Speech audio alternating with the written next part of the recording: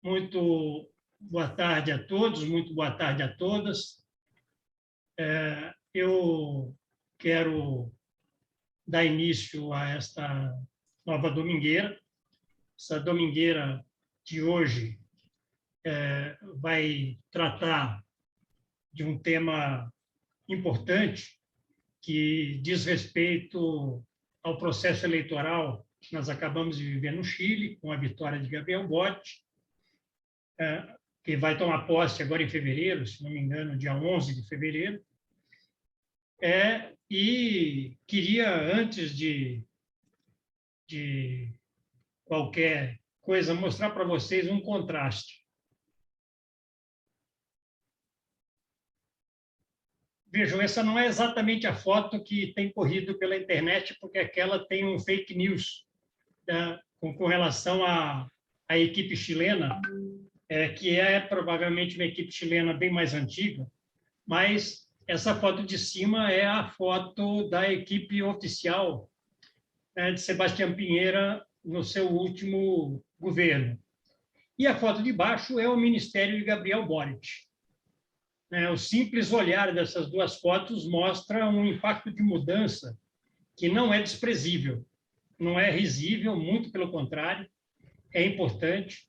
A gente vem vivendo, ou vai iniciar a viver, uma importante mudança geracional, né? E, obviamente, nós temos um processo de mudanças previsível de ordem política. E também, e isso nós queremos conversar um pouco hoje, também de caráter geopolítico, ou seja, a eleição no Chile e o desenvolvimento do futuro governo Boric vai se conectar a uma série de alterações que já se vêm produzindo ou que podem vir a ser produzidas nesse próximo período na América do Sul, não só na América do Sul, também na América Latina, mas na América do Sul. Não é um quadro fácil, nós vivenciamos um processo de perspectivas de mudança importante, mas o resultado eleitoral no Chile mostra também que há sedimentação de um setor bastante importante da extrema-direita, né? Não é para desprezar o resultado eleitoral da extrema-direita chilena, e isso preconiza que nós vamos vivenciar um processo de conflito, né? Um conflito político importante. Então, a conversa de hoje vai buscar dialogar com os grandes impactos previsíveis da eleição Boric dentro do Chile e também, na medida do possível, conversar um pouco sobre os impactos que essas mudanças vão produzir sobre a América do Sul.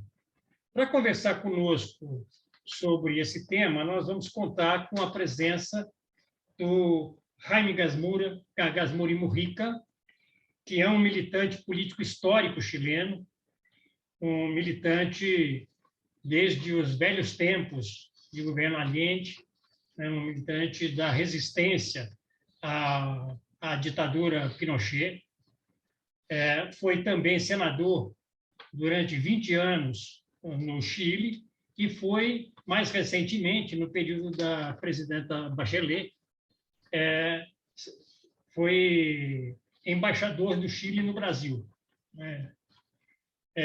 E vamos contar também com uma prata da casa, que nós estamos já acostumados com ele nas domingueiras correntemente, que é o Paco, né? Julio Héctor Marín, que também tem origem chilena, que está radicado no Brasil desde 1976, né? Foi assessor na Câmara Federal aqui no Brasil, na bancada federal do PT, trabalhou no Ministério de Direitos Humanos, trabalhou na Secretaria de Relações Institucionais Federativas da Presidência da República. Então, nós vamos contar com essas duas pessoas conversando aqui conosco.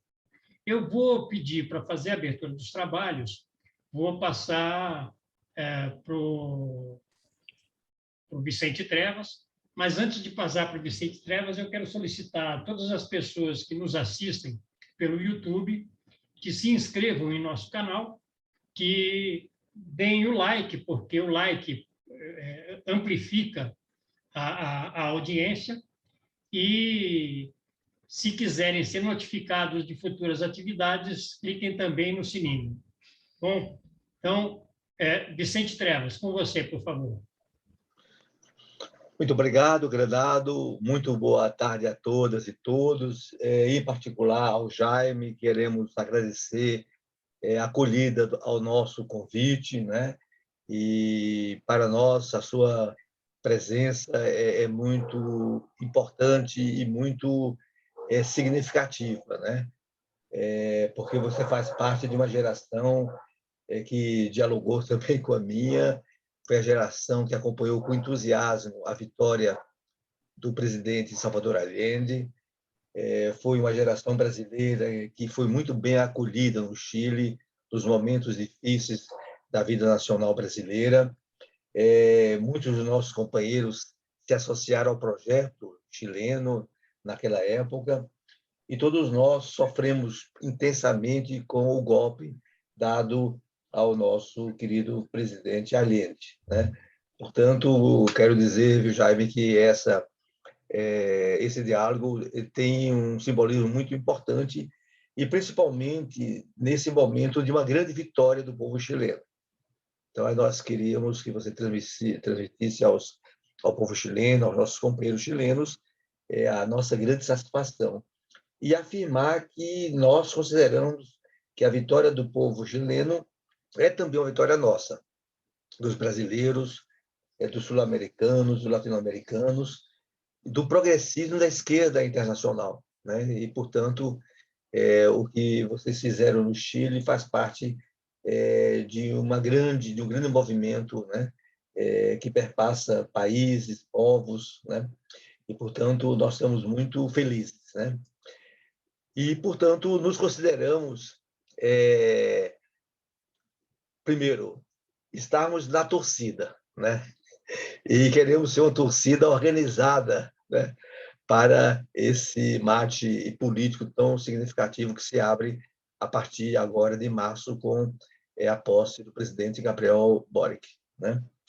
E, evidentemente, que para sermos uma torcida organizada e solidária e militante, nós precisamos conhecer mais, né, o Chile de hoje, precisamos conhecer mais os atores de hoje, principalmente numa vitória que também é a vitória que traz à cena política uma nova geração, inclusive uma geração 3.0, como a gente aqui fala no nosso diálogo.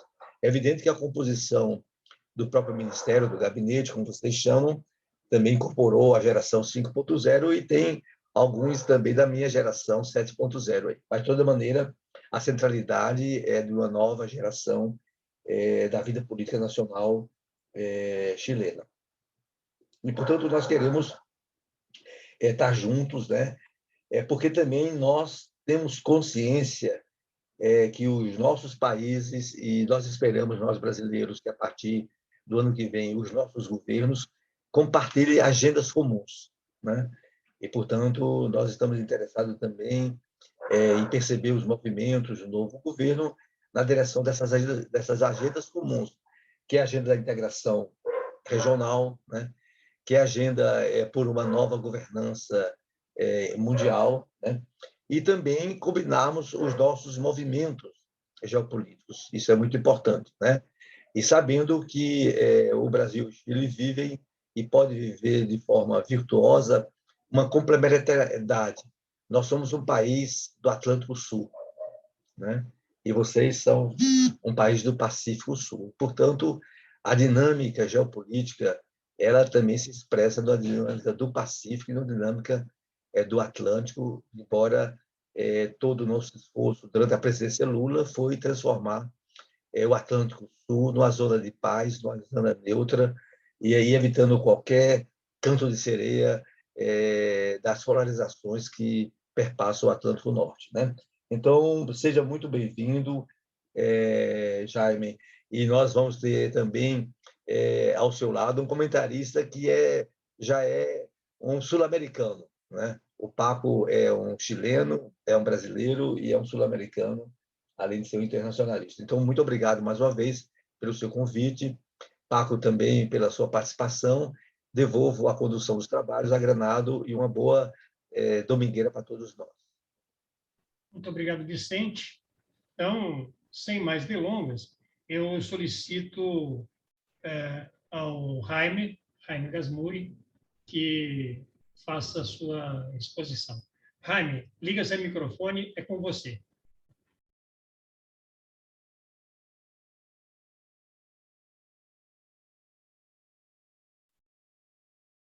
Seu microfone está desligado, Jaime.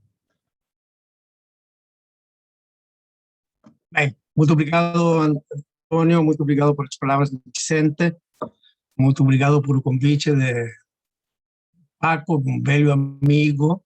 Como vocês dizem, é uma personagem que é chileno, brasileiro, é sul-americano. Como tem dito Vicente, eu tenho uma antiga relação com o movimento das esquerdas brasileiras. Eu era muito jovem quando o golpe contra Goulart, e tivemos muitos brasileiros que fizeram uma contribuição muito importante no país, num momento onde o Chile vivia um governo reformista de Frei, e depois a experiência revolucionária do presidente Allende.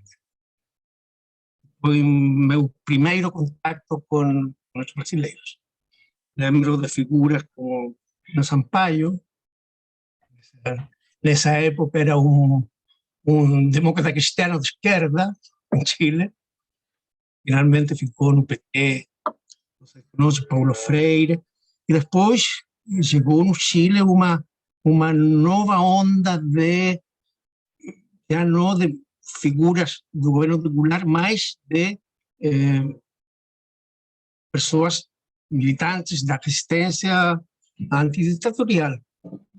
O mais pertinho do meu foi o Marco Aurélio Garcia, e muitos anos depois fizemos uma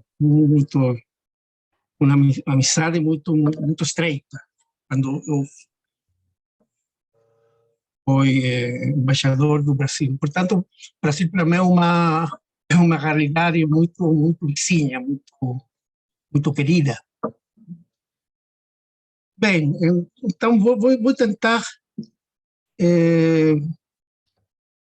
explicar qual é o processo que o Chile tem vivido da 2019.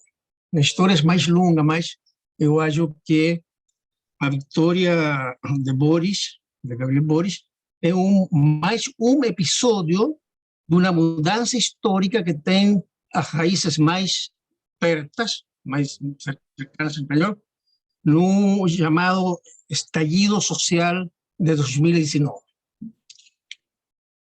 O triunfo de Gabriel Boric tem tido um impacto muito forte nacional e também internacional. Para mim é um fator muito importante o impacto na imprensa internacional, não só na América Latina, mas ainda em todo o mundo. E particularmente na América Latina, porque significa que poderia ser que a eleição chilena também coincidisse como uma mudança da onda política da América Latina. Poucos anos atrás, era um sentido comum dizer que vinha nossa região, particularmente na América do Sul, uma onda de direita. Que tinha como expressões, Bolsonaro, a mais importante, a mais impactante também, a mais nova, Macri en Argentina, Duque en Colombia, Piñera no Chile. Hoje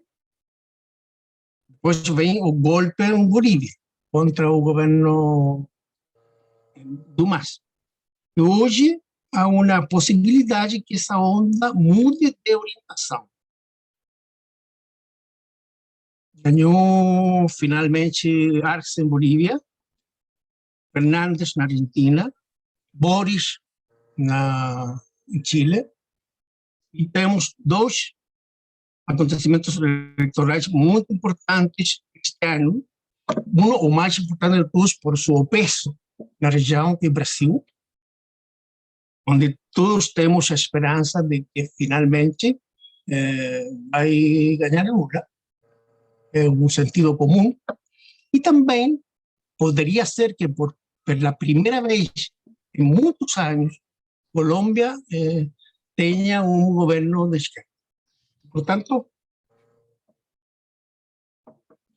o triunfo nosso em Chile tem uma repercussão nacional evidente e também poderia ter uma projeção internacional. E o novo, é o presidente mais jovem da história do país. Vai assumir com 36 anos. Pertence a uma coalição de partidos novos, uma aliança com partidos antigos. Os partidos novos são todos partidos, três partidos, que nasceram das mobilizações estudantis dos anos 2010. Se você olha a fotografia dos ministérios da moneda, seriam os ministérios do Planalto. O presidente, a ministra do Interior, que no Chile é o chefe de gabinete, o chefe da Casa Civil, o equivalente, a vocera, que nasce da porta-voz da presidência, ao ministro secretário-geral do governo, que faz a coordenação do governo e das relações do governo parlamento, é a ministra da Mulher, do Ministério da Mulher, que se incorpora ao gabinete político. São todos são jovens, menos de 40 anos, todos desses partidos novos. Sou uma jovem comunista, e todos estavam na rua só 11 anos atrás, nas mobilizações estudantis. Hoje são o centro político de um governo, de uma coalição que não só tem esses partidos novos, mas tem também antigos partidos históricos no Chile, como o PC, o Partido Comunista do Chile. E hoje, esta semana, tem feito um gabinete. Alguém mostrou a fotografia, onde tem incorporado os partidos da concertação da democracia. E um governo que tem um programa que apunta na direção de superar o modelo de desenvolvimento, digamos, neoliberal. Então, tem um programa de transformações profundas na sociedade chilena, num momento histórico onde a superação do neoliberalismo não é só uma demanda da sociedade chilena, mas é uma demanda de muitas sociedades do mundo, tanto dos países desenvolvidos como dos países da região. Portanto, estamos vivendo acontecimentos verdadeiramente históricos. Os políticos temos a tendência a encontrar que todos os momentos que vivemos são históricos. Eu acredito que este seja realmente histórico. Como foi, por exemplo, o triunfo de Allende quase 50 anos atrás. É um episódio mais, porque o novo ciclo da política chilena teve seu início na grande mobilização social que aconteceu aos fins do 2019. Chama-se estallido social, revolta popular. Não é fácil entender a natureza e as causas dessa movimento. Eu vi outro dia que há mais de 2.800 artigos e pesquisas tentando explicar o que aconteceu no Chile em outubro de 1919. Eu não pretendo ter uma resposta, mas gostaria de compartilhar com vocês algumas características. Primeiro, o caráter sorpresivo. A maioria das setores dirigentes da sociedade foram surpreendidas com essa mobilização, com esse estallido. Não só o governo, que foi o mais surpreendido de todos. 2 semanas antes, o presidente Piñera, comentando os acontecimentos, as mobilizações populares do Equador, vocês lembram, foram muito, muito importantes, o movimento indígena equatoriano chegou aqui, então houve uma mobilização muito grande. Piñera disse que Chile vivia oásis na América Latina, oásis. Portanto, o governo não tinha nenhuma compreensão do que estava acontecendo. Mas não só o governo, também os partidos. Eu devo dizer que todos os partidos, de direita, de centro e também de esquerda. A maioria da intelectualidade chilena. Obviamente a imprensa. Todos os países têm uma tendência mais bem conservadora. Portanto, o primeiro caráter pode ter sorpresivo. Alguns preveíamos que o país enfrentava problemas muito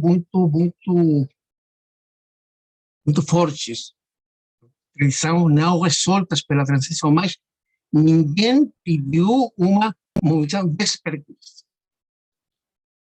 Segundo, o caráter massivo. As maiores concentrações, outubro, 25 de outubro, foram 3, 4 milhões do povo nas ruas. Não só em Santiago, mas em todo o país. Todo o país. Nós somos um país de 20 milhões, né? Para que vocês tenham uma comparação.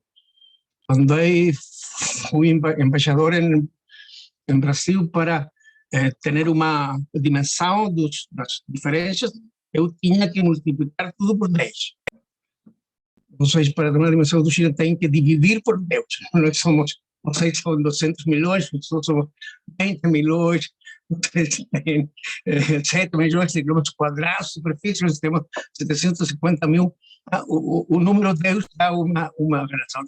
3 milhões nas ruas é uma coisa que eu não tinha visto desde os anos da Unidade Popular. Estas foram maiores. Terceira, uma movimentação espontânea. Não tinha nem programa, nem convocante. Então, não tinha um só objetivo, uma soma de reivindicações.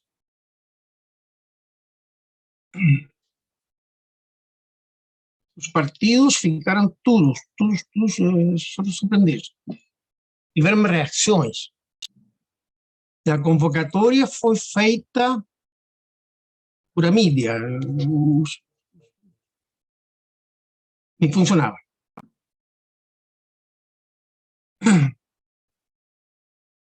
Um movimento sem representação política, né? Demandas específicas. Havia uma reivindicação que resumia este movimento tão diverso. Era a demanda da dignidade. Por isso, a praça no Santiago, onde foram as concentrações todas as semanas, foi chamada a Praça da Dignidade. Ao dizer uma demanda de reconhecimento. Essa gente não surgiu só, porque detrás havia muitos movimentos da sociedade civil que tinham se mobilizados nos últimos 10 anos. Organizações feministas, ambientalistas, regionalistas, animalistas, dos pensionados. Portanto, uma suma, era muito impressionante sair nas ruas, nas praças, e ver os cartéis, não sei em português, os cartazes. Cada um tinha um som. Não quero mais violência na casa, eu quero melhores pensões. Havia uma que se repetia, uma só, não era mais importante, que era a Assembleia Constituinte. As bandeiras, no Chile temos uma longa tradição de manifestações das ruas, da esquerda, todas as nossas manifestações, também no Brasil. Os militantes dos partidos levam suas bandeiras.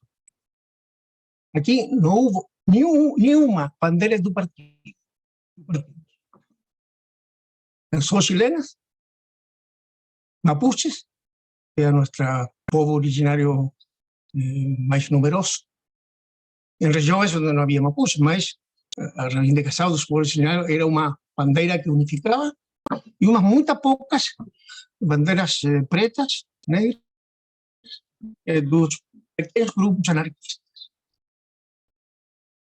Os partidos escondimos as bandeiras nas ruas durante todo esse processo.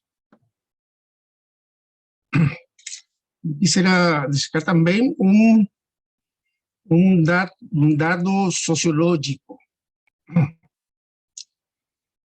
Eu acredito, em minha opinião, que foi uma crise fundamentalmente social e política. Uma crise econômica. Não tínhamos crise econômica.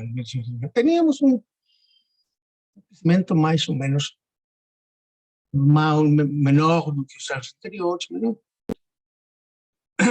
Uma parte muito importante dos atores sociais que se mobilizaram foram o que um bom sociólogo de esquerda tem chamado do novo povo. Novo povo. Constituído muito por novos setores profissionais precários e trabalhadores também precários. Não foram os mais pobres, foram os mais precários. Os novos atores sociais, os profissionais, são muito importantes. Uma das coisas que se fizeram durante a transição na democracia foi uma ampliação muito significativa da cobertura do ensino superior, tanto universitário quanto também técnico, mas terceiro nível do ensino. A porcentagem da cobertura no Chile é maior do que Suécia. 40% maior que na média da América Latina. Eles tiveram a promessa de que um diploma profissional era a chave para melhorar a vida. Os ingressos, as condições de vida, o reconhecimento social, etc. Bem, isso não aconteceu. E muitos deles estudaram nas universidades privadas muito medíocres, não tiveram empregos e, portanto, remunerações que tiveram relação com seus diplomas universitários e, portanto, trabalhavam em qualquer coisa e, portanto, havia uma promessa incumprida e, portanto, uma rejeição muito forte à sociedade. Na Praça da Dignidade, algumas pesquisas que fizeram algumas universidades, a Praça da Dignidade, nas manifestações de mais de 50.000, 60.000 pessoas em Santiago, 32% tinha diploma universitário e 13% de ensino superior técnico. 45%. Deles, 10% tinham pós-títulos.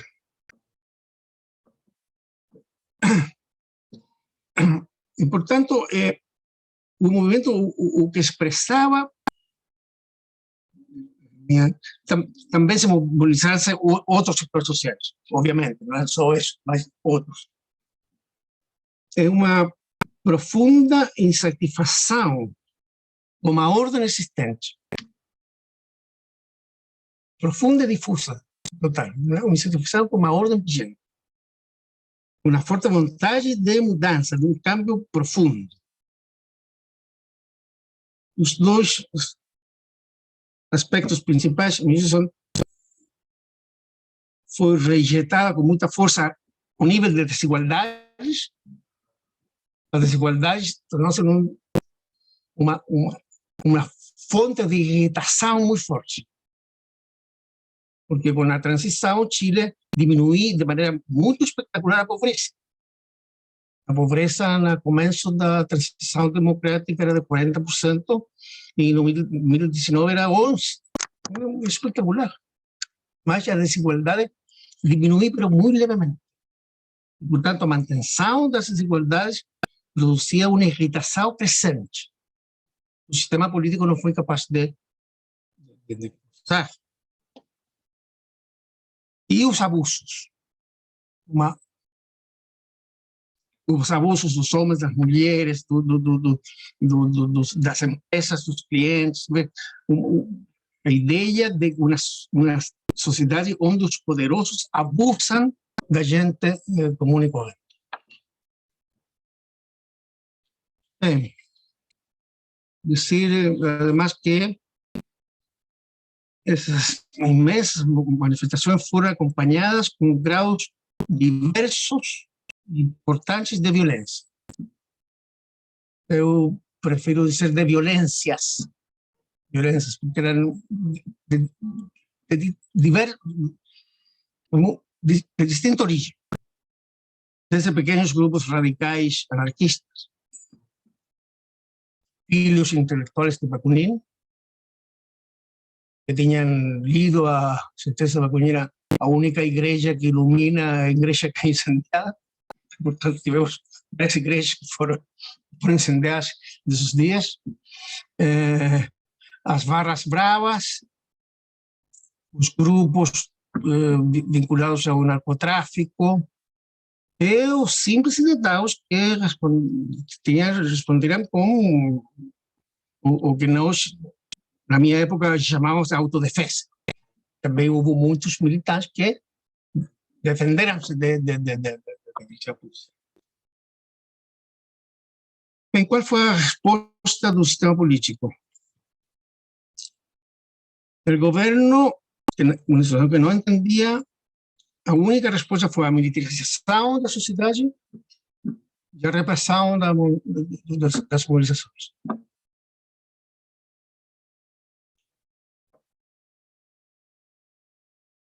Tivemos níveis de repressão que Chile não tinha tido desde a ditadura. uma polícia incapaz de manter o ordem e também de ter um comportamento minimamente civilizado. Uma repressão muito brutal. Então, temos mais de 300 pessoas que perderam, não a vista completa, mas ao menos um olho. Muitos mortos. Uma repressão que é incapaz também de conter a mobilização. E na oposição,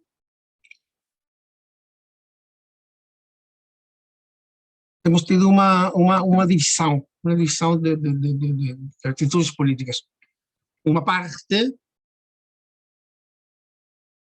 tentou dar ao movimento uma saída política,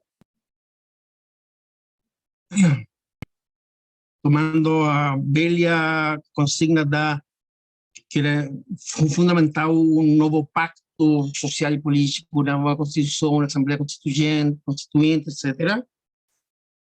E na outra parte, o Partido Comunista principalmente e algumas forças do Frente Amplio entenderam que vivíamos uma situação revolucionária, estilo dos, penso da, não sei, da Rússia, 1905, 17, e apostaram para a caída do governo. Tivemos uma diferença de visão do momento político que se vive. Finalmente, o sistema capaz de construir o que se chamou o Acordo del 5 de Acordo pela Paz, que finalmente significou que a direita e o governo, em uma crise de governabilidade muito, muito profunda, estão dispostos pela primeira vez em 30 anos de pôr na discussão a necessidade de uma nova Constituição e de abrir mão para que o povo decidisse quem seria o novo poder constituinte. Portanto, a ideia foi convocar a um plebiscito para definir se o povo queria uma nova Constituição. Primeira pergunta, se não, nova Constituição. Segunda pergunta, quem vai ser o instrumento da nova Constituição, uma convenção eleita por o povo ou um sistema misto. A esse acordo concorriam a direita, a centro-esquerda, as forças da ex-concertação e uma parte da nova esquerda, principalmente o maior partido de Frente Amplio, Revolução Democrática, e o deputado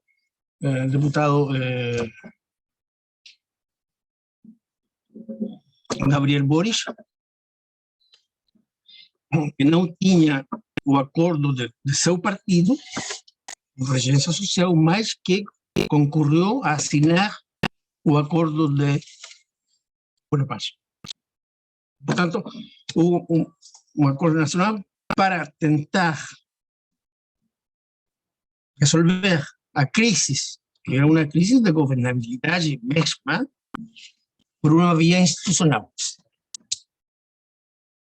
E ficou a acordar uma Assembleia Constituinte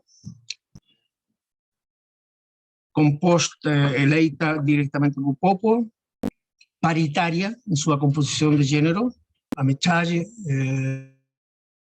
homens, e com uma participação dos povos originais.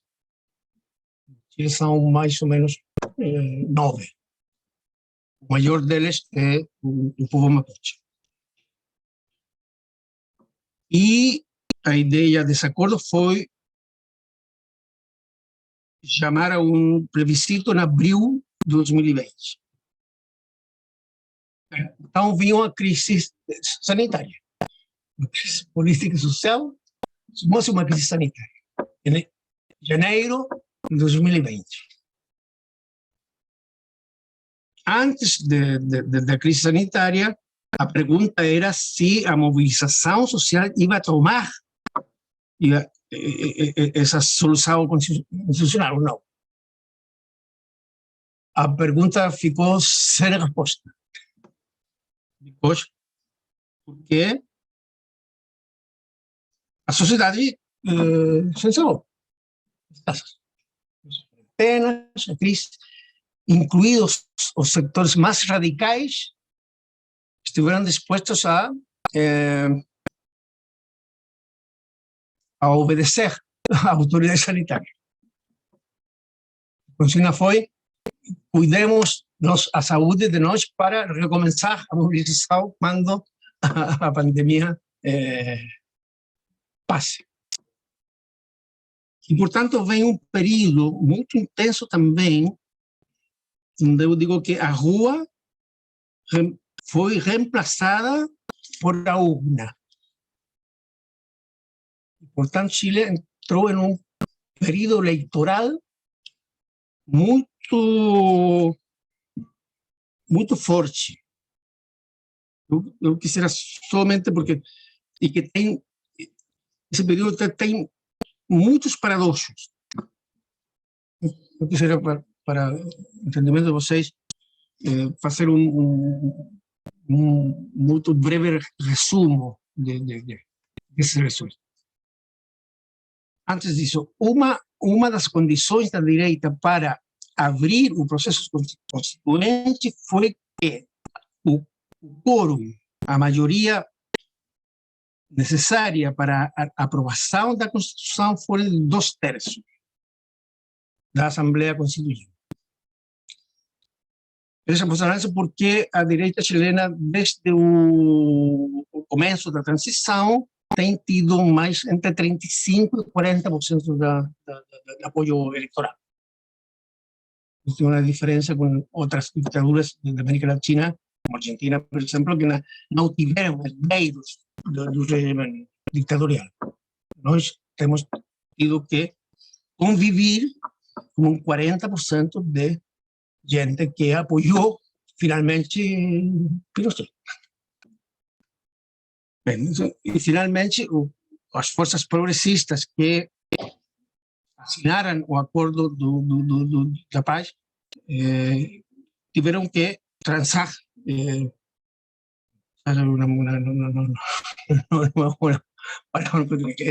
tiveram que ceder a essa condição de 1/3. A primeira eleição foi o plebiscito, foi outubro de 2020. Teve uma participação eleitoral significativa, 50% da população. No Chile, a diferença do Brasil, o voto é voluntário.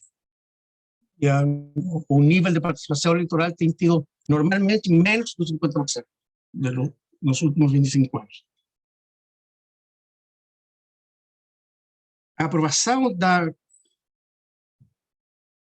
plebiscito foi ganhado por 80%. Então, sim, é uma maioria muito grande. A essa maioria concorreu também uma fração menor da direita.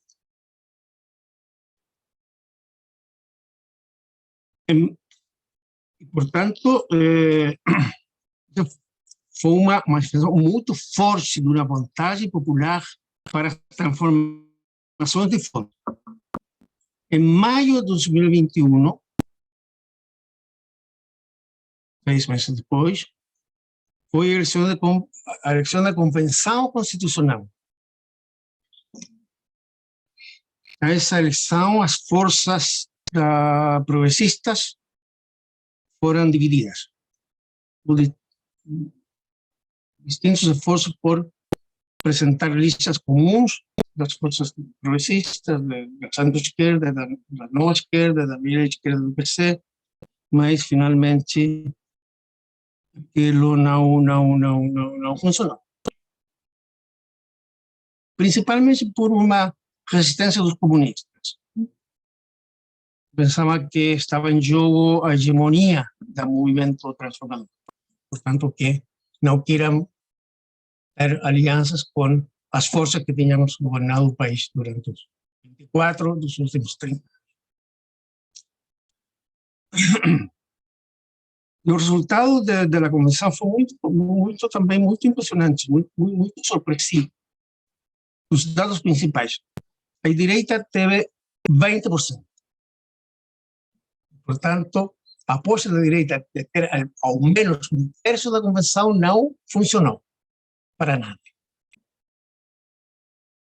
As listas dos partidos progressistas tiveram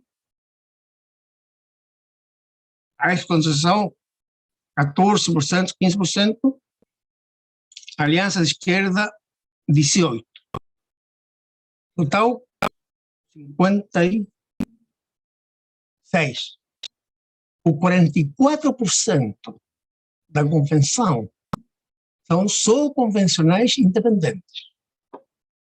44%. E pergunta de onde vem? São figuras não conhecidas na mídia, na questão política. Vem dos movimentos sociais. Feministas, ecologistas, regionalistas, LGBT. Alguns lograram uma coordenação nacional. E, portanto, uma convenção que tem uma maioria progressista, mas muito fragmentada. Que tem a função de fazer um acordo constitucional novo. E tem um prazo, o prazo externo. E a nova Constituição, nós acreditamos que seja um passo importante para resolver a crise política que o país tem e enfrenta para diante. Bem, o terceiro feito eleitoral foi a eleição presidencial. A primeira volta. Foi em novembro de 2021.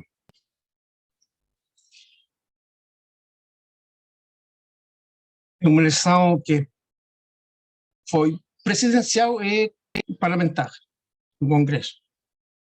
A eleição do Congresso, a renovação total da Câmara dos Deputados e a renovação parcial da Câmara dos Senadores. Qual foi a novidade? A primeira eleição teve novidades também políticas importantes. A primeira novidade foi que a direita que tinha um candidato da direita mais tradicional, finalmente a maioria da direita votou por Castro, uma personagem da extrema direita, uma espécie de Bolsonaro, um pouquinho, eu diria um pouquinho mais civilizado. Tem as maneiras brutais do Bolsonaro, tem um Bolsonaro brasileiro, vamos dizer, que tem um comportamento mais ou menos civil, não muito, mas tem uma ideologia que é a mesma da extrema-direita mundial. É amigo de Bolsonaro, gosta de Trump, etc. Mas tem como se diz, melhores maneiras, mas é a mesma coisa. Pela primeira vez, a direita tem, Castro teve 27% dos votos. 27%. E o candidato da direita tradicional teve 11, 12, 3. Eles apostaram a uma figura mais de centro. No país, a direita preferiu uma personagem de direita dura. 30%. A nova esquerda, com apoio dos comunistas, chegou 25%. Portanto, a primeira maioria na primeira volta foi de Cast. E as forças da centro-esquerda que governou com a Constituição tiveram uma boa candidata, Provoste, democrata cristã, bastante progressista, uma mulher muito decente, teve só 12%. E, portanto, ficaram Cast, extrema-direita e Boris para a segunda volta. E um dado fundamental é que na eleição parlamentar teve um resultado completamente diferente, diverso do resultado da convenção. A direita, poucos meses depois, recuperou sua votação histórica. 27%. As novas forças que vinham dos movimentos sociais, fragmentados, que não tiveram condições de conseguir uma expressão política, estão desaparecidas do Congresso. E as forças de esquerda nova e centro-esquerda velha tiveram 37%. 20% aprobou dignidade e ex-concessão 17%. Os dois têm 37 deputados, num Congresso de Deputados de 151, e, portanto, somadas, dão 72, a maioria são 76. Eu creio que é um dado muito, muito importante para o que vem, e que também é uma sinal da mudança muito súbita da opinião pública. Uma opinião pública que muda em tempos curtos. Tem mudado. Não sei como vai ser o futuro. As novidades, a segunda balotagem, uma polarizada. Todos os partidos de centro-esquerda apoiaram a Boris. Boris fez uma muito boa campanha e finalmente ganhou muito bem. Essa eleição mobilizou mais eleitores que qualquer eleição desde o plebiscito de 89. Estaram 55% do padrão eleitoral, e nas cidades mais importantes, Santiago e Valparaíso, 60%. O Boris teve uma maioria de 55%. O que deu triunfo a Boris foram um voto fundamentalmente urbano e composto muito de mulheres e de jovens. Mulheres e jovens, a votação do Boris é muito expressiva. E, portanto, temos uma situação onde tem nascido uma nova liderança da esquerda e progressista. Uma liderança como não tínhamos tido de muitos anos atrás. Claro, mas tem uma liderança muito forte, tem muita simpatia social e tem demonstrado uma capacidade política em pouco tempo.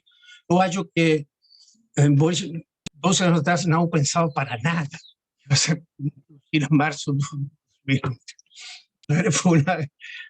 Tem aprendido muito rápido. O candidato fixo das esquerdas, 1 ano e meio, era o candidato dos comunistas, que era um alcalde muito bem sucedido, não sei se é prefeito do município santiaguino, que foi o predilecto das encuestas. Boris custou conseguir as assinaturas para inscrever sua candidatura, portanto, é uma liderança que tem uma experiência que vem do momento estudantil, do Congresso, mas uma liderança muito jovem, mas que tem muito apoio. Bem, perdão o tempo que tenho tomado, últimas reflexões. Quais são, a meu juízo, os desafios do futuro governo? O futuro governo tem que enfrentar uma crise múltipla.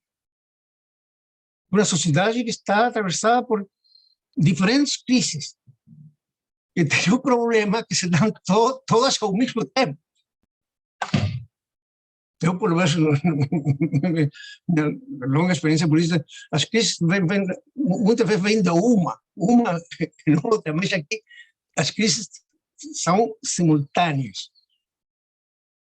Temos uma crise política. Minha hipótese é que a crise desencadenada das 2019 é basicamente uma crise política, é a fratura entre a sociedade e o sistema político. Essa é uma primeira crise que não é fácil de resolver.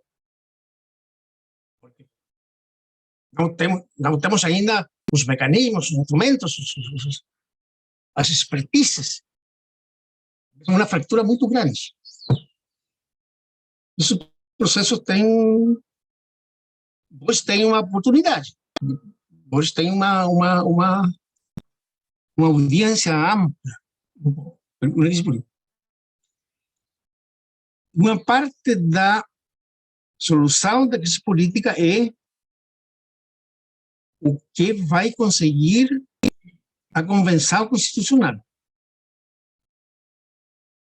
Portanto, se a Convenção Constitucional vai ser capaz de produzir uma Constituição que tenha os 2/3 dessa Convenção e que tenha o apoio do país, porque essa Constituição vai ter que ser revisitada este ano, 2022. E essa Convenção tem a composição política que eu descrevi, que não é a mesma composição política da aliança do governo, nem menos do novo parlamento. Então, tem que resolver uma crise política que tem dois caminhos. Um é a compensação, e a outra é o novo governo. É um governo que tem um compromisso de mudanças de fundo. E, portanto, o segundo desafio é um governo com um programa de transformações profundas nas sociedades. Finalmente, construir um Estado social de direitos, assegurar acesso universal à educação, enfim, saúde, sistema de aposentadorismo, e a promessa de um novo modelo de desenvolvimento. Também o modelo de desenvolvimento está também agotado.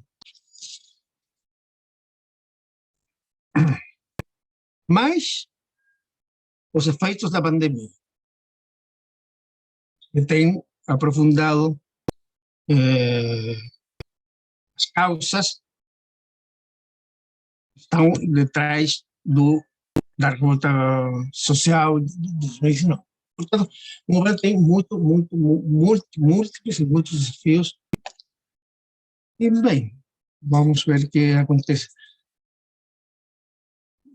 Um juízo pessoal, eu penso que Boris tem resolvido bem o primeiro desafio que tinha, que foi a instalação do governo. Teve que dizer isso, a expressão disso foi a conformação do novo gabinete. O que eu fiz, por isso fiz diversas opções. A primeira foi ampliar a base política da sustentação do governo. Portanto, incorporar ao governo as forças que o apoiaram na segunda volta e que governaram o país durante muitos anos. Ficou fora só a democracia cristã. Portanto, para Boris não foi fácil. Eu acho que tinha resistência dentro da sua coalição primitiva. E nesse gabinete bem, tem uma presença muito importante de figuras do Partido Socialista. Eu acho que é fundamental para dar uma base política, sobretudo tendo em conta que os programas das forças de centro-esquerda e o programa do Aprova Dignidade, que é a outra esquerda, tinham basicamente muitas similitudes. Portanto, eu acho que não. Diz aqui um acordo muito pragmático, mas eu acho que há fundamentos, os dois programas tenham uma diagnose muito similar dos problemas, dos objetivos, das principais políticas públicas, a nível de declaração. Isso tem que ser convertido em prova de governo. Isso tem que ser construído. Segundo, bem, incorporou muitas figuras independentes, muito capacitadas. E foi mais além de um gabinete paritário. O primeiro gabinete, eu acho, não só no Chile, no mundo onde há mais mulheres que homens. 14 mulheres, 10 homens. São sinais potentes. E o outro desafio é manter o diálogo, o contato com a sociedade. Uma sociedade que está muito movimentada. Tem muitos movimentos sociais, não são fragmentados por importantes, e têm que ser incorporados a um projeto de reformação, porque o desafio não vai se resolver só no governo, no parlamento. Tem que encontrar algumas formas de participação popular, que é uma das maiores déficits da transição chilena ao Brasil.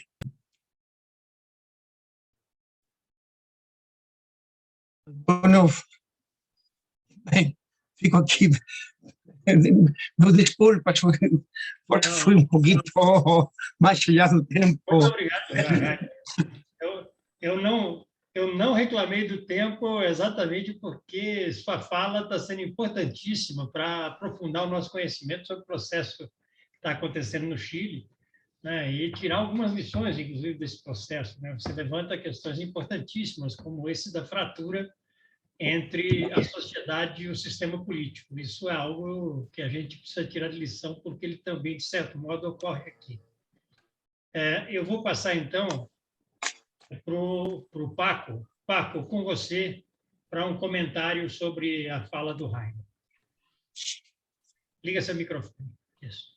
Bom, meu comentário vai ser muito curto, Jaime, porque eu acho que há muita coisa ainda que falta elucidar, discutir com relação à expectativa que nós temos exatamente para discutir sobre ou tomar conhecimento sobre um tipo principal desse ministério, que é o ministro da Fazenda.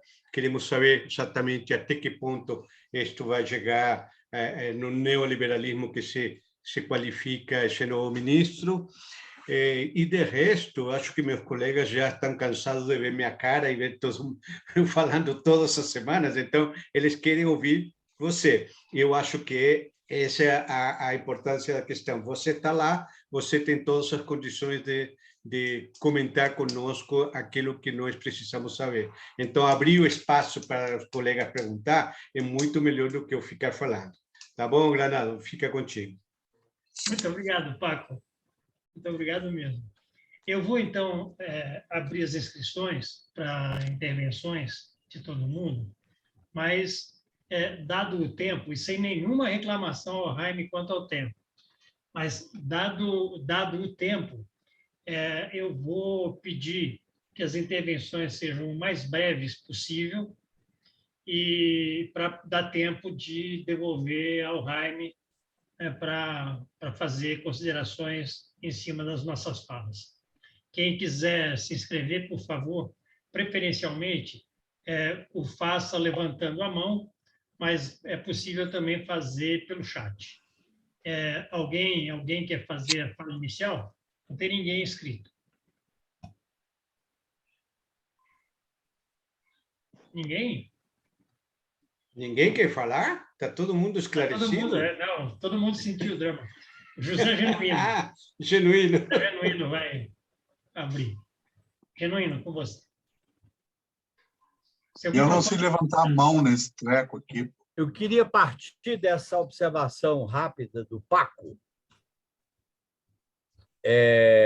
para solicitar informações sobre a natureza das mudanças econômicas e financeiras na ordem neoliberal. Considerando que o Chile foi o laboratório do neoliberalismo com a ditadura do Pinochet, considerando que a experiência da concertação não viabilizou grandes transformações econômicas e sociais, considerando que esse governo é produto de um ascenso do movimento popular, quais são as possibilidades de alterações substantivas, alterações de conteúdo na política de ajuste fiscal, na política financeira e na relação com a ordem econômica internacional. Quer dizer, nós vamos ter um governo, uma política econômica contra o neoliberalismo ou vamos ter uma espécie de social neoliberalismo? Essa é a questão do valor. Obrigado, Genuíno. Está escrito Gustavo, que está tentando levantar a mão e não conseguiu. Gustavo, com você. Liga seu microfone, por favor.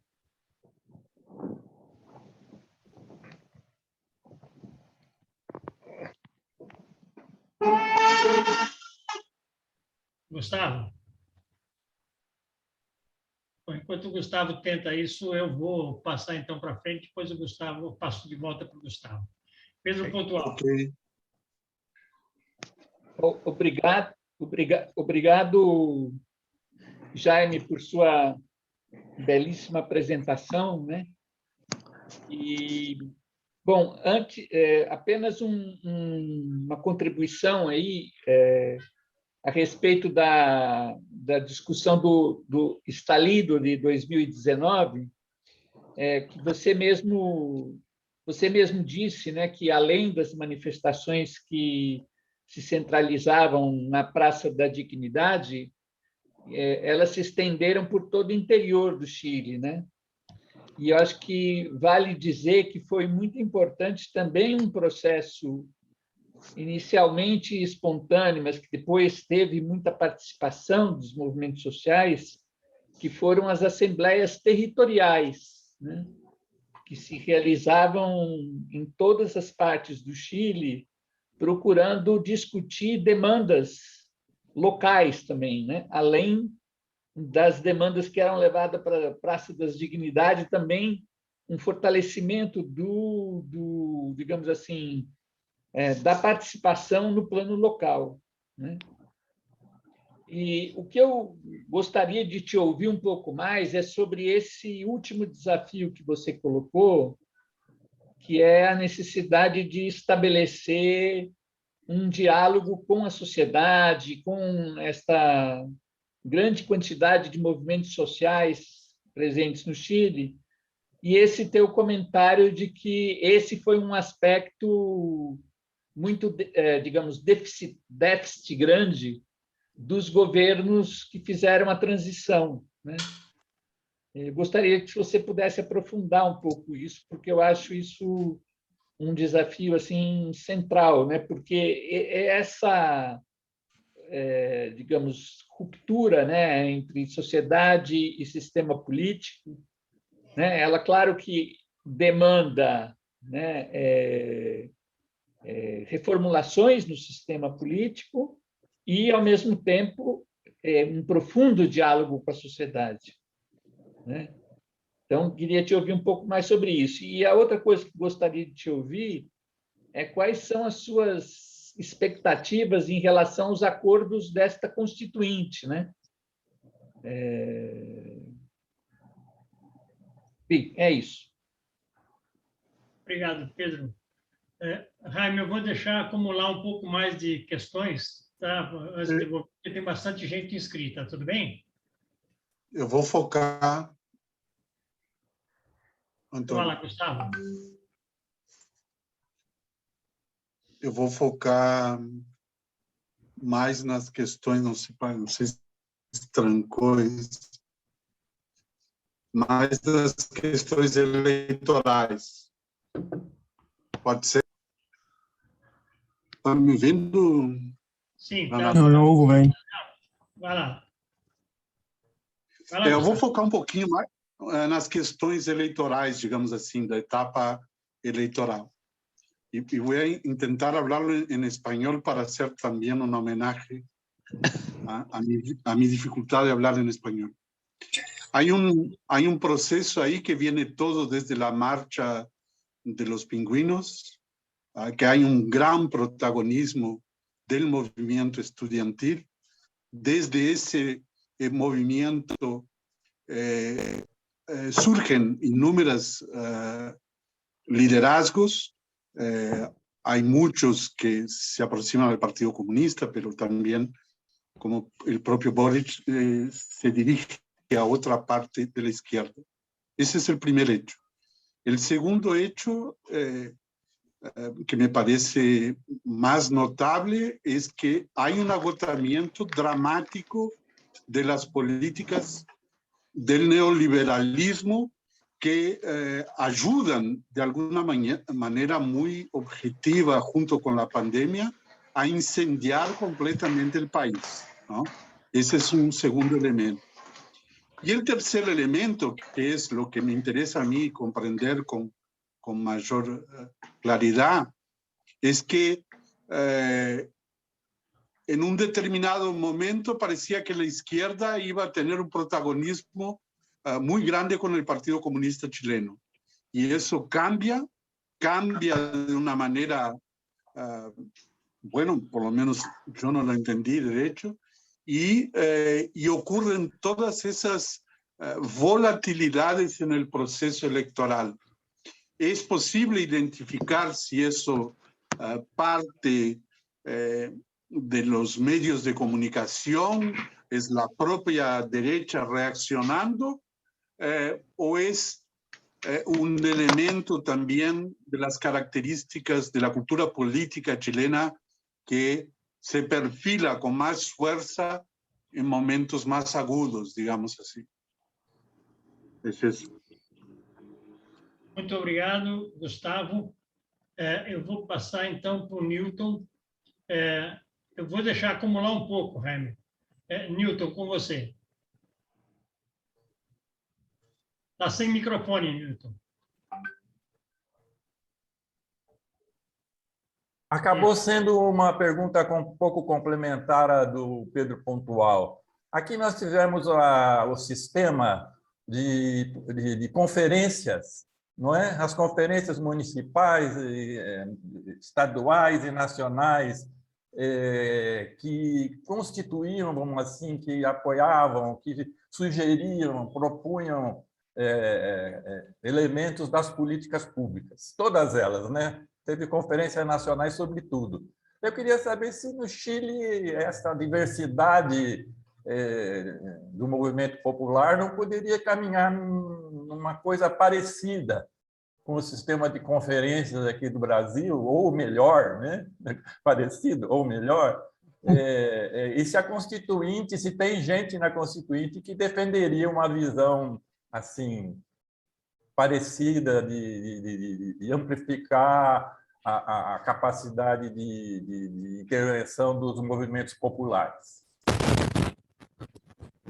Muito obrigado, Newton. Vou passar para o Sérgio, depois eu vou devolver a bola para o Jaime. Pedindo brevidade, por favor, porque está bastante gente inscrita.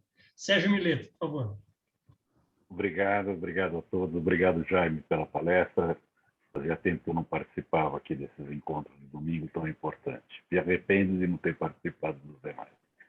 A minha pergunta, como presidente da Associação Latino-Americana de Pequena Empresa, do capítulo brasileiro, vai para o campo da economia. E a questão é, como é que este governo está vendo os recursos naturais do Peru, do Chile, perdão, a favor das micro, pequenas empresas e da população do Chile?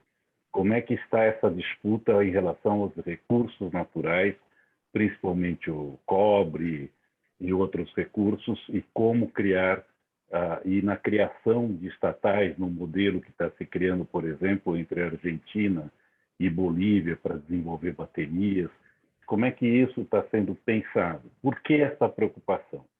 A gente tem visto na história, toda vez que a esquerda chega no poder com muita força, o não dar resultados imediatos para soluções econômicas da população, isso transformar depois numa volta de uma direita mais forte, mais radical. Foi assim em 1919 na Itália, depois na Alemanha, e aí veio para cá até chegarmos aqui nesse momento no Brasil. Então, a minha pergunta fica por aí e agradeço, passo para os demais. Muito obrigado, Sérgio. Eu vou devolver para você, Jaime, porque senão acumula coisa demais, mas ainda tem mais gente inscrita, tudo bem? Vai lá, Jaime. Muito bem, são muitas perguntas, não fácil de ser respondidas. Parto com Jonino. Eu fiz somente uma primeira reflexão sobre a transição chilena, né? Só precisões. No Chile teve um experimento brutal do neoliberalismo. Foi uma sorte de laboratório, vamos dizer, a condução completamente neoliberal e como um regime ditatorial. E, portanto, a herança recebida foi muito difícil, porque, ademais, a transição foi produto de uma, não sempre se diz, produto de uma certa derrota, teve um triunfo. O plebiscito do 38, onde Pinochet perdeu, foi muito importante, mas isso foi o que nós, durante 17 anos, tentamos evitar. O programa de todas as forças democráticas era a caída do governo, produto de uma crise. O programa era governo provisional, Assembleia Constituinte. O programa de toda a oposição. Uma parte da oposição, os comunistas, añadían un elemento de Força Armada, llamaban todas formas de lucha. Isso não aconteceu. Portanto, as forças democráticas nos constrangidas a aceitar o caminho do plebiscito. Que era um caminho não da oposição democrática, mas era um caminho de Pinochet. Pinochet pensava que não ia perder, enfim, tudo isso. E, portanto, foi uma transição muito complexa, porque o país recebeu uma ordem econômica social ultra neoliberal e, ao mesmo tempo, um sistema político que dificultava tremendamente a expressão da vontade popular e a possibilidade de transformação. E nesse processo, eu acho que há dois aspectos. Houve coisas que a oposição, os governos, não puderam fazer porque não tinham força, e houve outras, há um tempo, não quiseram fazer porque a ideologia neoliberal também permeou parte dos partidos, sobretudo a direção econômica dos governos da Constituição. Tudo isso está agotado, certo? Quais são as possibilidades de mudança? Quais são os problemas que houve? O primeiro que você tem que fazer é fazer uma mudança muito importante no papel do Estado. Se o papel do Estado não se fortalece em vários em vários âmbitos, é muito difícil superar o modelo neoliberal. Do ponto de vista econômico-social, isso significa um processo de, eu acho, de construção de chamemos um estado de bem-estar para um país de desenvolvimento médio como Chile.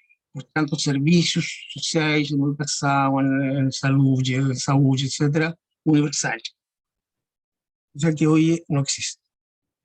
Segundo, tentar mudar um modelo de desenvolvimento baseado, como muitos países da América Latina, muito no rico estoque de recursos naturais. Portanto, avançar a uma economia baseada no desenvolvimento científico-tecnológico, mais valor agregado sustentável. Temos problemas muito fortes com o agotamento dos recursos naturais. E eu acho que, bem, esses princípios elementais, vai dizer, universalizar direitos sociais e mudar o modelo de desenvolvimento, eu acho que seja hoje um fator comum à aliança do atual governo. Eu acho, respondo a Paco, que o novo ministro da Fazenda, que tem sido a nomeação mais discutível, porque foi presidente do Banco Central, participou dos governos de concertação, eu acho que com essas grandes orientações fica mais bem de acordo. Eu tenho, nesse sentido, confiança em que não vai ser um obstáculo para a história ter que mostrar os resultados, mas ele define-se como um social-demócrata. Os outros dizem que não é social-demócrata, que é uma social-demócrata de terceira via. Há uma discussão interminável, mas os fatos vão provar. Eu acho que a primeira prova importante é a reforma tributária. Porque temos uma situação fiscal muito difícil. Eu acho que ter as contas claras, minha opinião, não é neoliberal. Ter as contas sempre claras no Bolívia. Sempre. E Maduro, nunca. Eu acho que Bolívia hoje é um país muito mais justo, desenvolvido e democrático do que Venezuela. Eu acho que é uma discussão nas esquerdas, mas é minha opinião.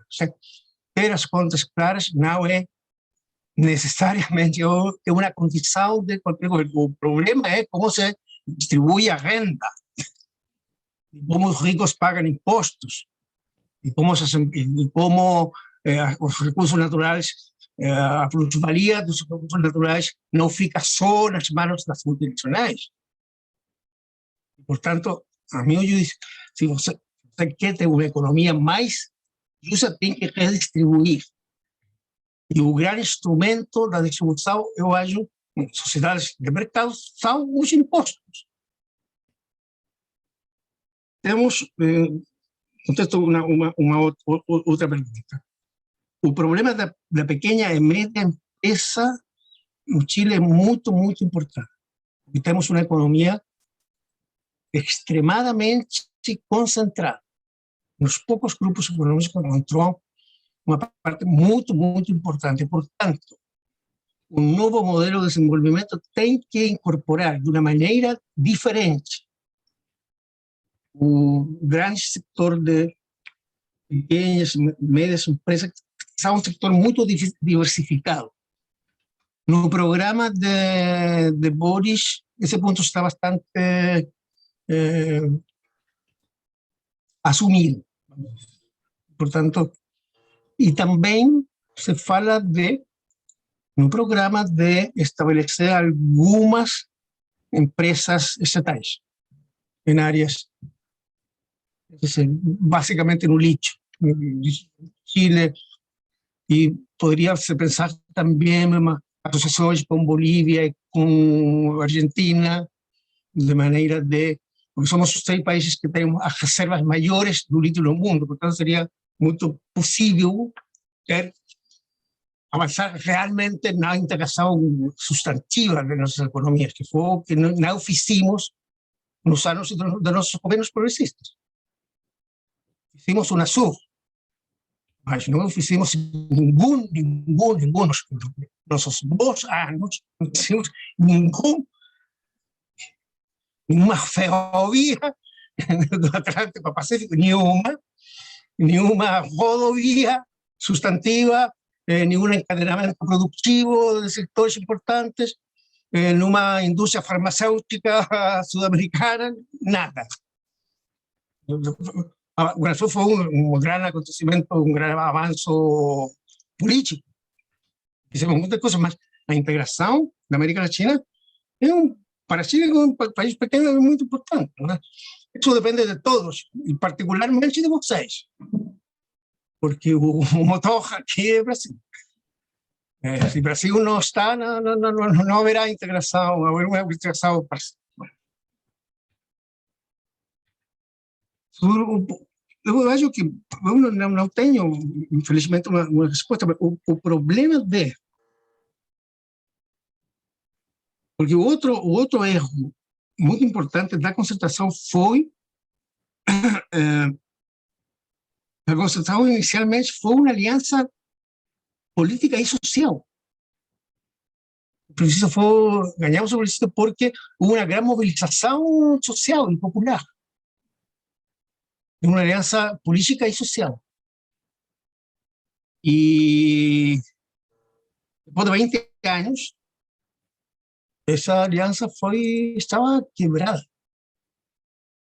E numa casualidade, alguns de vocês diziam, as mobilizações fortes começaram 20 anos depois da transição, 2010. Algumas antes, e foram 300. Primeiro estudantes, depois primeiro estudantes do ensino médio, depois universitários. Também o feminismo. As mobilizações feministas no Santiago tinham 600.000 mulheres nas ruas do Chile. O ecologismo, as reivindicações regionais. E, portanto, há um movimento muito forte, fragmentado. Não é como os movimentos sociais que eu conheci nos 60. Não são classes. Classe operária. Na Assembleia Constituinte não há nenhum dirigente sindical.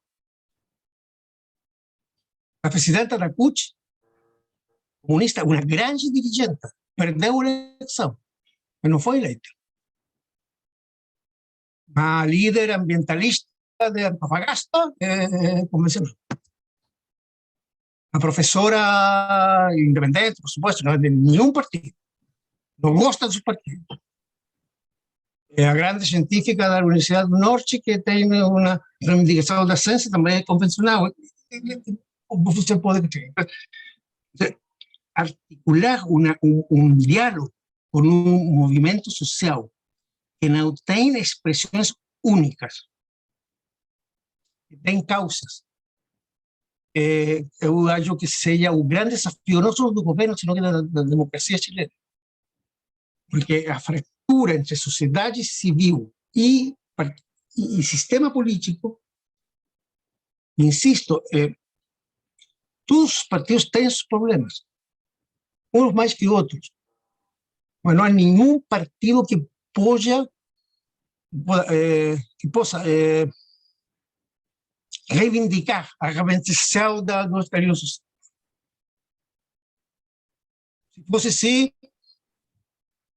teria que estar todos com suas bandeiras nas movimentações, as bandeiras ficaram todos nas sedes dos partidos. Portanto, eu concordo que esse seja um dos mais importantes desafios do novo governo. E também dos partidos. Eu também, por um ponto, uma das debilidades do processo de formação chilena é a debilidade dos partidos. A situação do Brasil, até onde eu conheço o Brasil, é muito diferente. No Brasil, as forças transformadoras têm, com todos os problemas, tem um partido. Existe, que tem inserção nacional, que está nos sindicatos, nos movimentos sociais, todavía ainda estão no camponês, que tem uma liderança. Claro, o problema é o que vocês têm, que não conseguem uma maioria política e social, mas há uma força que é capaz de dar uma certa direção aos processos de transformação. Não, no Chile não temos isso. Temos uma coalição de 6, 7, 8 partidos. Aí é um problema. Eu acho que é um desafio maior. A sociedade civil é muito importante, porque eu acho que não há transformação sem partidos que tenham programa, que tenham visão de largo prazo, que tenham capacidade de articular os diferentes interesses sociais e de gerar governabilidade. Sem partidos, eu não acho que possa haver uma transformação. Sem sociedade, tampouco. Também não. Só dizer, pergunta sobre as experiências territoriais de discussões das assembleias populares, foram muito importantes na fase primeira da mobilização. E houve iniciativas muito importantes dos prefeitos. Os prefeitos chamaram, muitos prefeitos, os prefeitos progressistas chamaram chamados cabildos populares para a discussão da situação do país, propostas de nova Constituição, etc. Infelizmente, a pandemia e o encerramento da população, essas experiências não têm sido continuadas. A convenção tenta fazer um esforço nesse sentido, de maneira de incorporar um debate mais com as bases populares da discussão constitucional, mas ainda esse movimento não tem a força que eu acho que deveria ter. Mas eu concordo com vocês que é um dos desafios maiores da reconstrução do sistema político chileno democrático e progressista, que acredito ser nosso maior desafio. Sobre o PC, então, a pergunta por que o PC ficou com um peso menor do que alguns pensavam. Eu não tenho uma resposta completa, são opiniões que são muito pessoais. Dado que eu acho que o PC, minha opinião, não é analista, o PC equivocou o diagnóstico do estágio social.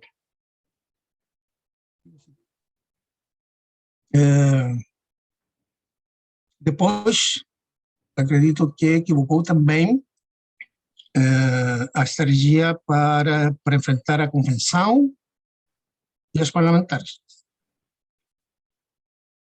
Porque a meu juízo era óbvio que o que tinha que ser feito era unir as forças progressistas, porque, apesar das insuficiências da transição, o eixo cultural do partido do país mudou para a esquerda, dentro da coalição que governou 24 anos. Havia muitas forças, muitas opiniões críticas que havíamos feito, entre elas, e, portanto, os resultados eleitorais e políticos teriam sido melhores. Tanto é assim que, uma vez triunfado Boris, tem feito o que, a meu juízo, ter sido feito 2 anos atrás. Construir uma maioria de centro-esquerda. Esse é um segundo factor. Isso não significa que o Partido Comunista tenha rol e vai ter que ter rol muito importante, uma das suas maiores lideranças jovens, não os velhos, os jovens, estão no coração da equipe do presidente, que é o deputado Vallejos. E outro fator foi que Boris, na primária à esquerda, ganhou o candidato comunista. Era, nas pesquisas, o candidato mais possível de passar a segunda volta. E, portanto, há uma relação entre os novos partidos do Frente Amplio e o Partido Comunista que não é fácil, mas eu acho que é uma aliança que vai perdurar no tempo. Não sei, Antônio, se alguma pergunta tem tido a situação. Muchas gracias, Jaime. Bueno, caminhamos então para a última rodada. Estão inscritas 3 pessoas, o Ion, o Vicente Trevas e o Pedro Silva Barros. Eu vou pedir que, durante a fala do Ion, quem ainda tiver intenção de inscrever-se, que o faça, para daí a gente devolver para o Jaime para a sua rodada final. Ion, com você, por favor. Eu vou pedir a todas as pessoas um pouco de brevidade, né, dado já o avançar da hora. Ion, com você, liga seu microfone. Já está. Okay. Boa noite, Granado. Boa noite, Jaime. Boa noite a todos. A minha pergunta se refere a um fato recente, que inclusive eu nem sei que desdobramento teve, relacionado com o posicionamento do chefe do Exército do Chile contra a indicação da ministra da Defesa, neta de Allende. E a minha pergunta é, como é que vocês dimensionam o risco de golpe e que medidas vocês estão antecipando, certamente, no sentido de evitar um desfecho como esse? Me permite uma rápida intervenção, Granado? Eu acho que o Jaime não sabe desse documento que nós recebimos por aqui. Se trata de um velho militar aposentado que... Eu conheço. Então, não, tranquilo. Então, se tu conheces, tranquilo, pode dar a resposta correta. Tá ok. Só isso. Vicente. Continua, Granado. Desculpa. Vicente, com você. Depois o Jaime responde isso. Vai lá, Vicente. Liga seu microfone. Isso. Não, rapidamente, viu, Jaime, concordo com você que um dos desafios vai ser viabilizar um novo papel do Estado na dinâmica econômica, política e social do Chile, né? E, nesse sentido, evidentemente, há uma indagação de que com quais capacidades, né, vocês vão atuar, mas aqui eu queria só chamar a atenção para uma experiência que nós vivemos aqui no Brasil. Eu, particularmente, estava muito vinculado. Eu fui, na primeira presidência do presidente Lula, eu fui seu secretário das Relações Federativas. Claro, vocês são um Estado unitário em descentralização, e aqui nós somos um Estado federal, né? Mas eu, em várias ocasiões, eu tive muita relação com alcaldes, né, com municipalidades aí do Chile, e aí é mais uma observação, né? Eu acho que o presidente Boric vai ter a acessibilidade de compartilhar, você entende, um conjunto de expectativas e respostas a essas expectativas com outras esferas de governo, né?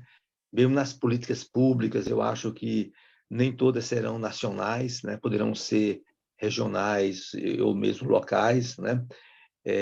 A mesma coisa para os serviços públicos. Então, eu queria dizer para você que nós estamos muito abertos aí a poder dialogar sobre essa questão, né, de capacidades regionais e locais na efetivação de políticas públicas e serviços públicos, né? E também o papel dessas autoridades, né, numa governança do próprio Estado Nacional. Obrigado, Vicente. Pedro Silva Barros. Obrigado, Granado. Bem, agradeço a oportunidade de ouvir o Jaime e coloco uma questão sobre a relação entre o presidente Boric, recém-eleito, e a Constituinte, né? Nas últimas Assembleias Constituintes da América do Sul, da própria Venezuela, mas as mais recentes, né, do Equador e da Bolívia, o processo constituinte nasceu depois da eleição de um presidente que liderou o processo constituinte.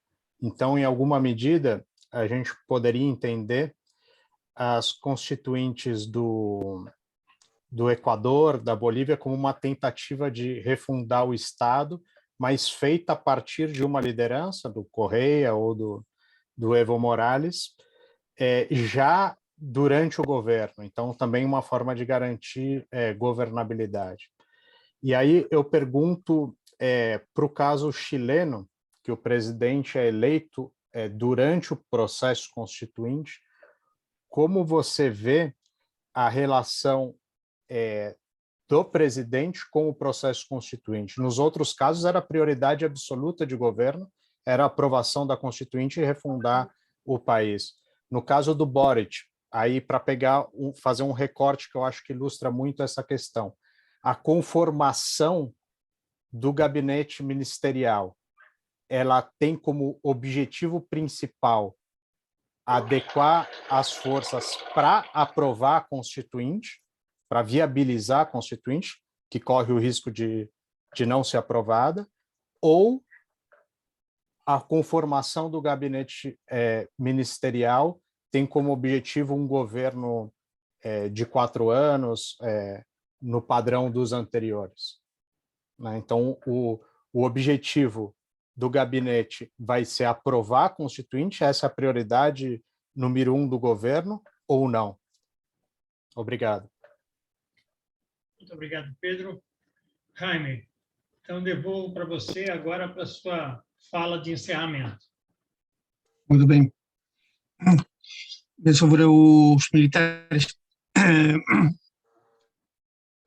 circulou um documento de um autotitulado chefe da instituição militar, que é um general aposentado, ultrafascista, que não tem nenhuma força ao interior das Forças Armadas. As Forças Armadas, como a América Latina, se conhecem bem, são mais bem conservadoras, têm seguido, enfim, não foram um grande obstáculo à transição depois que Pinochet deixou o mando do exército, porque Pinochet foi um problema muito forte. A gente esquece que durante os primeiros 8 anos da transição democrática, Pinochet ficou como comandante-chefe, chefe do exército, uma situação completamente inacreditável. Não sei que democracia tinha. Hoje Pinochet, que foi, era como a democracia espanhola com Franco, do chefe do exército. Mas esses tempos têm passado. Os militares não querem dar golpe. Sabe, uma crise total de governabilidade poderia ser mais, não é a situação. Os militares têm sentimentos muito contraditórios, porque a diferença do Brasil, apesar de que os direitos humanos ainda temos humanos, débito, mas há muitos militares presos, condenados. O chefe da polícia militar tinha 600 anos de que os civis da direita aproveitou-se deles e depois eles pagaram. Eles não querem, hoje, não veio perigo. Golpe, Chile, pero não me equivocava, não veio. Há episódio muito importante, não importante, mas significativo. No meio do estallido social, o presidente Piñera declarou que estamos em guerra contra inimigo poderoso e nomeou general do exército a cargo das forças militares estadounidenses em Santiago, e ao dia seguinte o general disse: eu não estou em guerra com ninguém. Desmentido claro ao presidente da República. Portanto, o perigo do golpe eu não vejo para a situação. A relação da convenção e do governo é crucial, porque a sorte também do governo, não só da reconstituição política do país, a sorte do governo de Boris vai inevitavelmente estar condicionada por o sucesso da convenção. A convenção não consegue concordar uma constituição que seja progressista e que tenha as maiorias necessárias. Portanto, esse é o primeiro desafio. Como esta convenção que tem grado importante de fragmentação política e ideológica, consiga os 2/3 para concordar uma Constituição. E o segundo desafio é que essa Constituição tenha uma aprovação majoritária no plebiscito. A Constituição vai se plebiscitar. Eu acho que o governo e Boris têm consciência disso. A sorte do governo tem que ver com sua capacidade para enfrentar as crises, mas também tem que ver com a capacidade para que o processo constituinte tenha sucesso. Um fracasso do processo constituinte seria um fracasso de todas as forças progressistas do Chile e, portanto, também seria um fracasso do governo. Essa seria a minha resposta. Eu acho que o presidente tem declarado, vai ser uma relação muito difícil, porque, em razão, a Convenção Constituinte está muito empenhada em afirmar sua própria autonomia. E há grupo grande dos convencionais que vem dos movimentos sociais, que não tem relação direta com os partidos que apoiam o presidente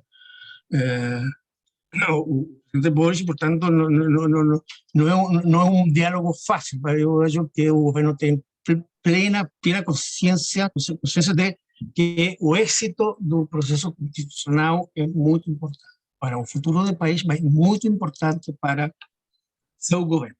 E que tem um primeiro desafio, porque também o plebiscito vai se convertir em uma prova de confiança ou de rejeição ao governo, inevitavelmente. As coisas estão misturadas. Há uma diferença muito grande com as experiências constituintes de Bolívia e como você disse, efectivamente,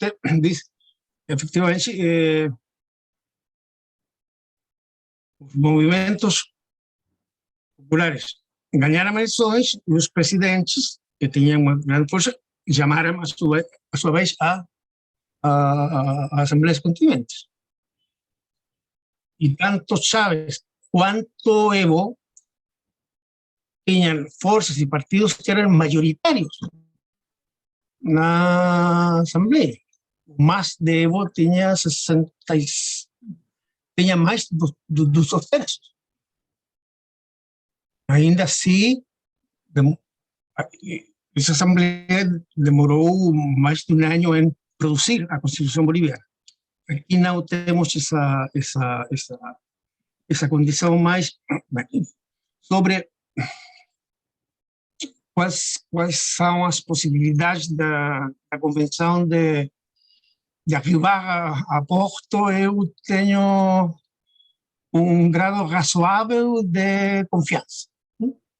Eu acho que, finalmente, apesar da fragmentação, vai se poder conseguir acordos maioritários que vão dar uma Constituição muito mais, obviamente, muito mais legítima e muito mais democrática da Constituição reformada que temos hoje. Eu acredito que vai ser um processo difícil, porque, digo, a fragmentação, e que não haja lideranças dentro da Convenção claras, tem mais de nove grupos constituintes. Portanto, tem que fazer um trabalho muito forte de concordar. No regime político, as definições fundamentais na ordem econômica, nos direitos sociais, e uma questão que está, duas questões que estão novas, que estão na discussão. Uma é a situação dos povos originários. Portanto, a discussão sobre a mudança de Chile numa república multinacional vai ser um dos elementos novos e fortes da nova Constituição. E outra demanda que é muito forte, que tem que ver com uma pergunta de John, é que há uma demanda muito forte de uma maior regionalização do país, e, portanto, de uma Constituição que pegue mais atribuições e poderes às regiões e também aos municípios. Portanto, o processo de descentralização, mantendo Chile o caráter de um Estado unitário, mas com níveis de descentralização política muito maiores do que han sido historicamente. Nesse sentido, a contribuição de vocês pode ser importante.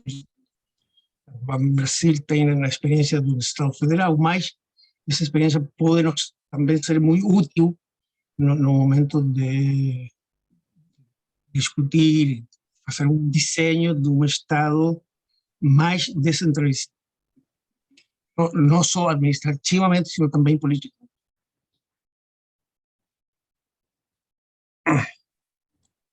Muito obrigado, Jaime.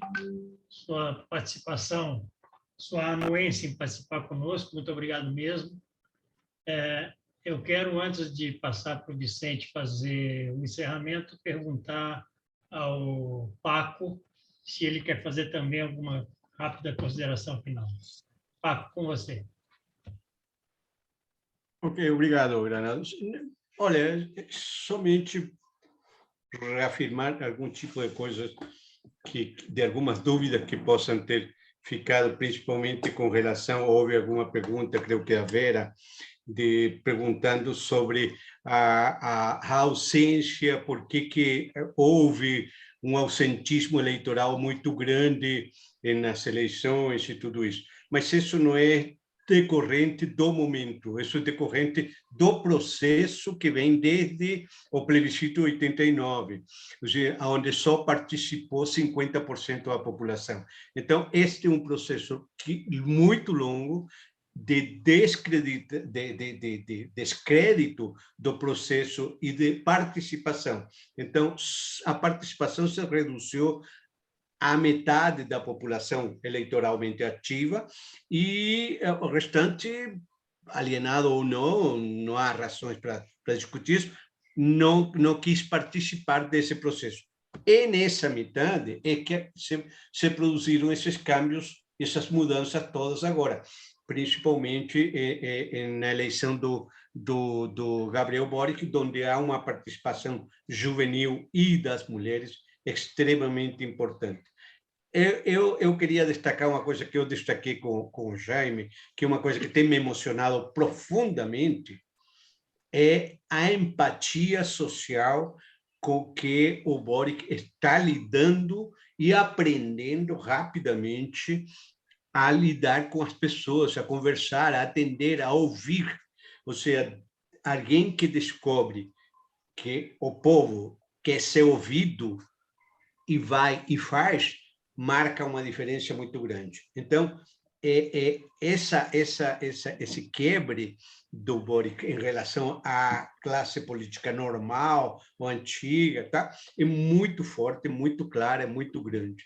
E alguém que estava há 10 anos atrás no movimento juvenil estudantil. Então, é por aí que nós deveríamos ter um processo de aprendizado, principalmente os nossos dirigentes políticos aprenderem de que é aquela história, aquela frase da Evita Perón, que eu já repeti outras vezes, né? Ou o dirigente vai na cabeça do povo, ou o povo vai com a cabeça dos dirigentes. E foi o que aconteceu no Chile.